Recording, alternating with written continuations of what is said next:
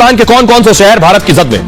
भारत अगर पाकिस्तान पर परमाणु हमला करता है तो पाकिस्तान का इस्लामाबाद शहर खाक हो जाएगा, लाहौर शहर पूरी तरह से बर्बाद हो जाएगा एक अटैक में, रावलपिंडी शहर दुनिया के नक्शे से मिट जाएगा, पाकिस्तान का कराची शहर तबाह हो जाएगा, पूरा पाकिस्तान भारतीय मिसाइलों की रेंज में। कैसे? देखिए जरा, दो मिसाइलें आपके सामने आ गई। यह है पाकिस्तान की बाबर और यह है भारत की निर्भय।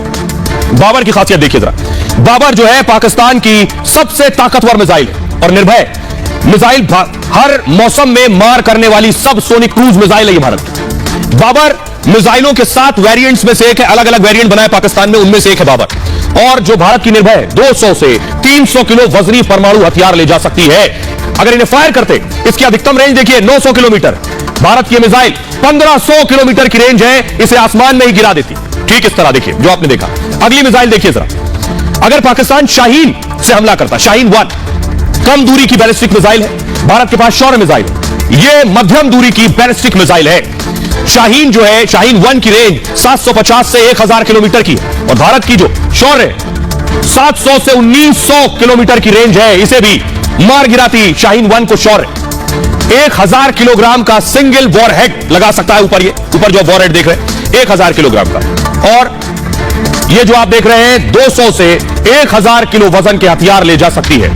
इसलिए कैसे ये मिसाइल इसको मार गिराएगी? परमाणु हथियार लग सकते हैं या नहीं पाकिस्तान की शाहीन 1 में साफ नहीं है, लेकिन शौर्य परमाणु हथियार ले जा सकती है और ये शाहीन को गिरा सकती है, ये ताकत रखती है। ठीक इस तरह से ये है ताकत। इसी तरह शाहीन 3 से ज्यादा ताकतवर भारत की अग्नि मिसाइल। आइए मैं आपको दिखाता हूं और सुनवाने जा रहा हूं। भारत के लोगों को जब यह पता चला कि पाकिस्तान ने यह गलतफहमी पाल ली थी, कहा जाता है भारत में कुछ भी पालिए, गलतफहमी मत पालिए, पाकिस्तान ने गलतफहमी पाल ली थी कि भारत पर परमाणु हमला करेंगे और कुछ नहीं होगा। भारत के लोगों में आज गुस्सा इस बात को सुनकर, वो क्या कह रहे हैं सुनिएगा।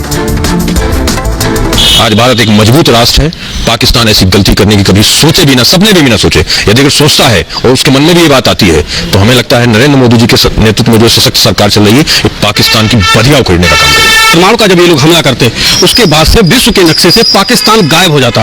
ये भारत, आज का भारत बदल चुका है। मोदी जी के नेतृत्व में भारत बहुत ही मजबूत स्थिति में है और अगर इन्होंने ऐसा करने का सोचा भी होता, अगर ऐसे करने की शुरुआत भी कर देते तो निश्चित तौर पर विश्व के नक्शे से पाकिस्तान गायब होता। कि पाकिस्तान हमेशा गीदड़ भपकियां देता रहता है। पाकिस्तान आज तक कुछ कर नहीं पाया।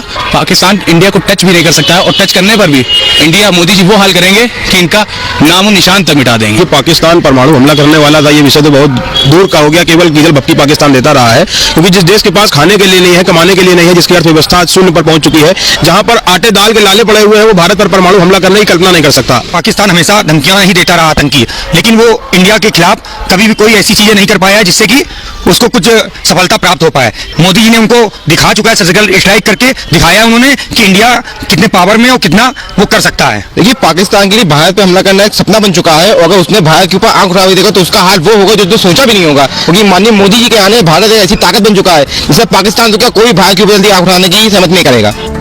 भारत के लोगों को आपने सुन लिया, लेकिन आपको बताऊंगा पाकिस्तान के पास परमाणु हथियार जरूर है। आपने देख लिया भारत के आगे, भारत की जो किलर मिसाइल है उनके आगे पाकिस्तान के परमाणु कहीं नहीं ठहरते। लेकिन पाकिस्तान ने परमाणु बनाया कैसे, इसकी बहुत दिलचस्प कहानी है। ये परमाणु भी चोरी के आइडिया से बना। ये आप देख रहे हैं पाकिस्तान के साइंटिस्ट, इनका नाम है ए क्यू खान, इन्होंने चोरी की थी। सोचिए जरा, अब जैसा मुल्क है वहां चोरी से और चोरी करके ही बनेंगे ना। तो आइए अब आपको बताते हैं कि आखिर कैसे चोरी की थी और कैसे चोरी से बनाया इन्होंने।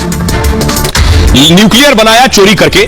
1971 की हार के बाद पाकिस्तान ने परमाणु बम की कवायद शुरू की कि अब परमाणु बम बनाना है। पाकिस्तान का परमाणु कार्यक्रम 1972 में शुरू हुआ। 1974 में भारत के परमाणु परीक्षण से पाकिस्तान तिलमिला गया। अब्दुल कादिर खान, जिनको आप देख रहे हैं क्यू खान, इन्होंने इन्हें परमाणु कार्यक्रम का जनक कहते हैं पाकिस्तान में। और हुआ क्या, दुनिया के बदनाम परमाणु वैज्ञानिकों में मशहूर है ए क्यू खान। नीदरलैंड गए थे, नीदरलैंड में कादिर ने परमाणु तकनीक चोरी कर ली वहां जाकर नीदरलैंड से। एम्स्टरडैम में कादिर को अनुवाद करने का काम मिला था। आइए अनुवाद कीजिए। यहीं से यूरेनियम के लिए सेंट्रीफ्यूज प्लांट चुरा लिया इन्होंने। और हुआ क्या, यूरेनियम प्लांट के सबसे गोपनीय इलाके में 16 दिन उन्होंने बिताए और 16 दिन में इन्होंने दिखा दिया कि ये पाकिस्तानी। कुछ सालों बाद कादिर पर जासूसी के आरोप लगने शुरू हुए। तब तक कादिर एम्स्टरडैम छोड़कर पाकिस्तान आ चुके थे और पाकिस्तान का काम केवल चुराई तकनीक से नहीं हो सकता था। अब उसके आगे की कहानी, अब भी सेंट्रीफ्यूज बनाने के लिए सामान चाहिए था। तो कादिर ने इसके बाद तकनीक और जरूरी सामान खरीदा। अलग अलग नेटवर्क का इस्तेमाल किया ताकि दुनिया को भनक न लगे कि उन्होंने चोरी और डकैती की है। परमाणु परीक्षण से पहले कई देशों से तकनीक का सौदा किया और पाकिस्तानी सरकार ने भी कादिर को रोकने की कोशिश नहीं की। सरकार और सेना के कुछ लोगों ने कादिर की इसमें मदद भी की। ईरान, नॉर्थ कोरिया, इराक और लीबिया तो परमाणु तकनीक बेच दी। सोचिए, यानी चोर भी थे और उसके बाद देश की रहस्य और सीक्रेट बेच भी दिए। अमेरिका के दबाव में पाक वैज्ञानिक को गिरफ्तार भी किया गया। टीवी पर परमाणु तकनीक की तस्करी की पूरी जिम्मेदारी AQ खान ने स्वीकार की थी। एक इंटरव्यू में अफसोस जताया और बिना शर्त माफी भी मांगी थी। ये थे पाकिस्तान के साइंटिस्ट। आप जरा पाकिस्तान के लोगों को सुनिए, वो भी मानते हैं कि उनकी हालत क्या है। वो भी मानते हैं कि पाव पाव भर के ही परमाणु है, ये सिर्फ दिखाने के लिए। सुनिए जरा।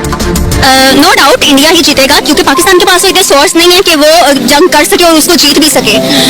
पाकिस्तान तो कुछ भी कह सकता है, कहने को हमने जीती है या ये किया वो किया, ये तो अब पब्लिक भी बताएगी ना। पब्लिक अंदर थोड़ी वो देख रही है कि कौन जीत रहा है, कौन क्या कर रहा है और क्या नहीं कर रहा है।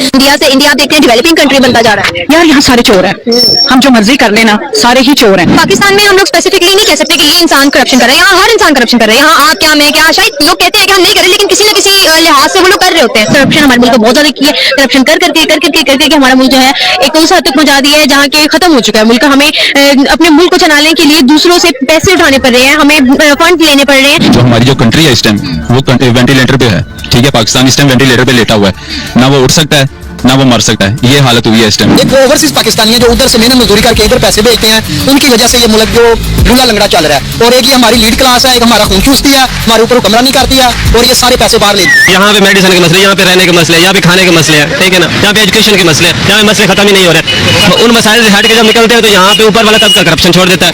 वहाँ जब वो करप्शन करता है तो हम नीचे दब जाते हैं। ये हाल है इनका कि ये परमाणु बम मारेंगे, बिजली नहीं आ रही है, बत्ती गुल है पाकिस्तान की, लेकिन परमाणु बम चलाएंगे। इसका आपको एक डेमो देने जा रहा हूं, देखिए जरा। ये शहबाज शरीफ खड़े मंच पर पहुंच गए, बत्ती चली गई। मंच पर प्रधानमंत्री, सोचिए, देश का खड़ा और लाइट नहीं आ रही। लाइट नहीं आ रही तो क्या कर रहे हैं? लोगों से मंच पर आकर बात कर रहे हैं बिना माइक के। माइक नहीं चल रहा। देखिए क्या कह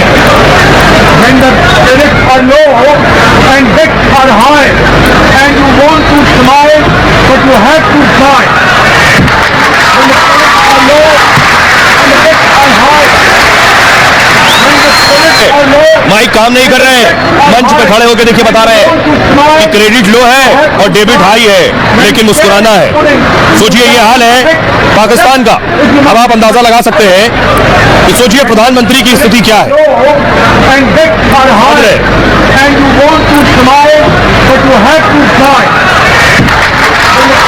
ये आप तस्वीर देख रहे हैं, पाकिस्तान के प्रधानमंत्री को सुन रहे हैं। बत्ती नहीं आ रही है, माइक काम नहीं कर रहा है, बिजली चली गई है।